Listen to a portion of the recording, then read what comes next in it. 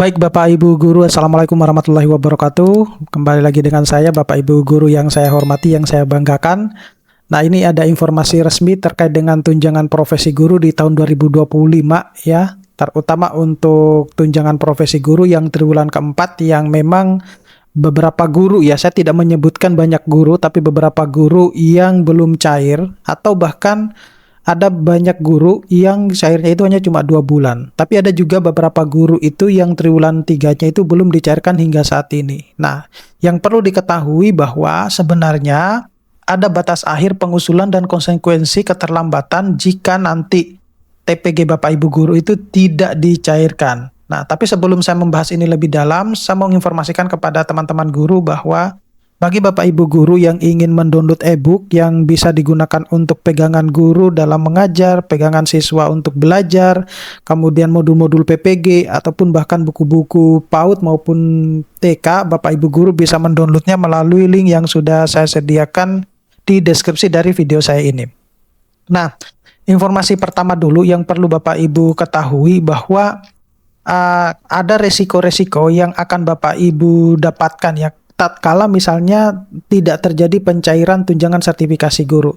Nah, mungkin dari sebagian Bapak Ibu Guru ada yang belum tahu bahwa di dalam aturan Indonesia itu ada yang disebut dengan pembukaan dan penutupan anggaran.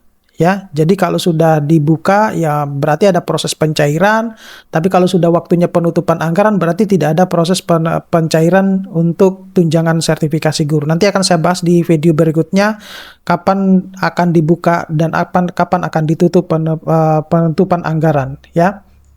Nah, jadi batas akhir pengusulan untuk guru non-ASN dulu ya. Jadi pengusulan tunjangan profesi guru di tahun 2025 oleh Dinas Pendidikan itu paling lambat 5 Desember tahun 2025. Nah, apa maksudnya di sini? Nah, ini berkaitan bahwa mungkin Bapak Ibu Guru berpikir bahwa yang belum dicairkan itu adalah guru-guru ASN. Tapi ada juga guru-guru non-ASN itu hingga saat ini itu belum dicairkan. Nah, lalu bagaimana dengan guru-guru ASN? Jadi kalau guru-guru ASN juga yang SKTP-nya itu terbit mungkin November atau bahkan yang September tapi belum cair seperti saat ini. Nah, itu ada beberapa permasalahan yang menyebabkan kenapa kemudian tunjangan profesi Bapak Ibu Guru itu baik yang triwulan 3 maupun triwulan keempat itu belum dicairkan. Nah, permasalahannya itu seperti apa? Jadi salah satu yang menyebabkan kemudian meskipun SKTP-nya terbit ya, itu ada data-data yang belum valid. Jadi ini seringkali saya himbau bahwa cek kembali info GTK-nya, cek kembali dapodiknya, apakah benar atau belum.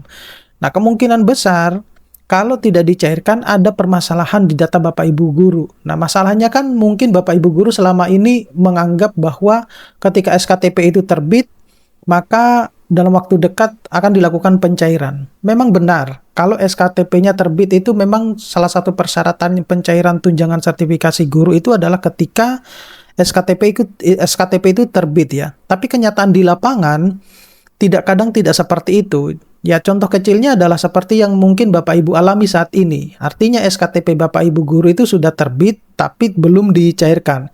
Nah, apakah itu adalah murni kesalahan dari dinas, Bapak Ibu Guru sendiri atau dari kementerian? Nah, di sini kita tidak bisa menyalahkan siapapun karena bisa saja tiga-tiganya bisa salah, juga tiga-tiganya juga bisa benar gitu. Jadi hal yang paling memungkinkan untuk Bapak Ibu mengetahui bahwa meskipun SKTP saya terbit tetapi tunjangan profesi guru saya belum dicairkan adalah dengan mengecek data Bapak Ibu Guru dulu di dapodiknya masing-masing ya, atau di info GTK-nya. Nah, kalau misalnya Bapak Ibu Guru sudah merasa benar, nah Bapak Ibu bisa meng-cross-check ke dinasnya pendidikan masing-masing. Apakah memang dinas pendidikan itu sudah lebih sigap, lebih cepat dalam menginformasikan data Bapak Ibu Guru ke pusat? Ya, jangan-jangan mungkin juga karena dinasnya tenaganya terbatas sehingga mereka tidak bisa mengcover semua tersebut, gitu. Nah, kalaupun misalnya dinas sudah menyelesaikan semua, berarti kan sudah di pusat nih. Nah, apa yang menyebabkan pusat itu kemudian belum mencairkan tunjangan sertifikasi guru ya saat ini? Nah, itu yang kita akan merasa kesulitan untuk mendeteksi informasi tersebut. Nah, jadi Bapak Ibu Guru perlu juga memahami bahwa guru-guru di Indonesia itu jutaan. Dan baik Menteri Pendidikan maupun Menteri Keuangan itu tidak hanya mengurusi guru-guru.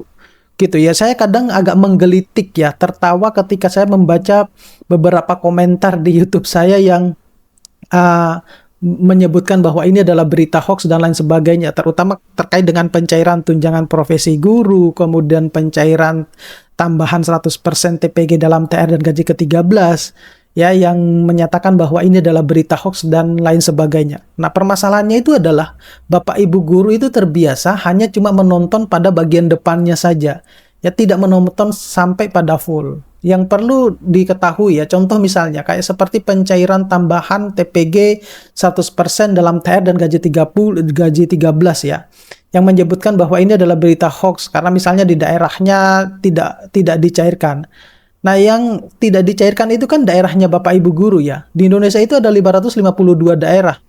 Dan yang mendapatkan tambahan 100% TPG dalam TR dan gaji ke-13 itu ada 309 sampai 312 daerah. Nah, yang tidak dicairkan itu hanya mungkin 1-2 daerah. Sedangkan yang lain sudah dicairkan gitu. Nah, permasalahannya itu adalah di Indonesia itu bukan hanya cuma daerah tertentu saja atau daerah Bapak Ibu guru saja, tapi ada 552 daerah. Itu yang pertama. Kemudian yang kedua, Pak Menteri Keuangan maupun Menteri Pendidikan itu juga bukan hanya mengurusi Bapak Ibu guru sendiri gitu ya. Jadi saya ini bukan berpihak kepada kementerian atau kemanapun ya. Saya hanya cuma memberikan informasi biar Bapak Ibu guru itu paham akan hal tersebut gitu. Jadi tidak bisa serta-merta bahwa ketika saya sudah melengkapi semua data saya, kemudian saya dalam waktu sekejap akan mendapatkan hak-hak saya gitu. Nah, sebenarnya itu memang sudah benar ya. Tetapi masalahnya adalah sistem administrasi di Indonesia itu kan tidak seperti yang kita inginkan, yang kita bayangkan gitu kan. Ya, Bapak Ibu guru tahu sendirilah seperti itu, ya. Jadi silakan Bapak Ibu guru bebas untuk berkomentar. Ya, saya hanya cuma memberikan informasi berdasarkan dari data valid yang kami dapatkan. Nah, ini alur proses TPG di tahun 2025 yang perlu juga Bapak Ibu pahami ya, biar Bapak Ibu paham bahwa oh ternyata proses pencairan itu alurnya itu seperti ini. Nah, jadi setiap tahapan dalam pengusulan dan pencairan TPG itu memiliki jadwal yang ketat yang harus dipatuhi. Nah, mungkin kalau Bapak Ibu guru yang penting saya sudah SKTP terbit tinggal menunggu pencairan gitu. Tetapi kenyataannya tidak sesederhana itu. Nah, contoh misalnya ya, tanggal 5 Desember. Nah, itu batas akhir pengusulan guru penerima TPG yang dilakukan oleh dinas ke Puslapdik, gitu. Nah, kemudian di tanggal 10 Desembernya itu Puslapdik melakukan verifikasi dan validasi seluruh data usulan dan menerbitkan SKTP ya, yang paling lambat tanggal tersebut. Nah, pertanyaannya adalah berapa banyak Puslapdik tenaganya yang harus mengurusi ratusan ribu bahkan mungkin jutaan guru? Nah itu, apakah kemudian bisa diselesaikan dalam waktu 1 hari? Ya tentu tidak lah, seperti itu.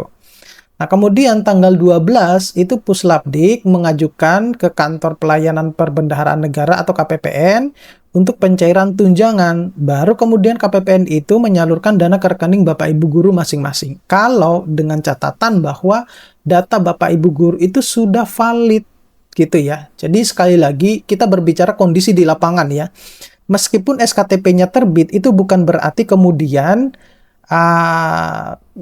hak-hak Bapak Ibu guru atau sertifikasi Bapak Ibu guru itu akan kemudian dicairkan. Seperti itu. Karena kita berbicara kenyataan di lapangan. Ya, kalau misalnya setiap SKTP terbit, ya tentu Bapak Ibu guru sudah mendapatkan tunjangannya ya. Kan logikanya kan seperti itu ya. Kita berbicara logika gitu. Apalagi ada yang hanya cuma cair 2 bulan. Gitu. Nah, kenapa yang 1 bulannya belum dicairkan? Kan itu menjadi pertanyaan semua guru, gitu ya, yang terutama untuk guru-guru yang cairnya hanya cuma 2 bulan.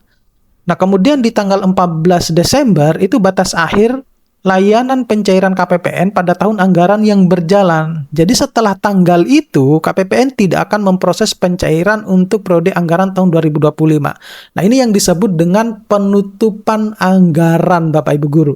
Nah, jadi Bapak Ibu guru perlu ketahui bahwa proses penutupan anggaran itu biasanya dimulai dari tanggal atau minggu kedua bulan Desember sampai minggu ketiga bulan Desember. Kenapa demikian? Karena minggu terakhir bulan Desember itu adalah sudah libur hari Natal dan Tahun Baru.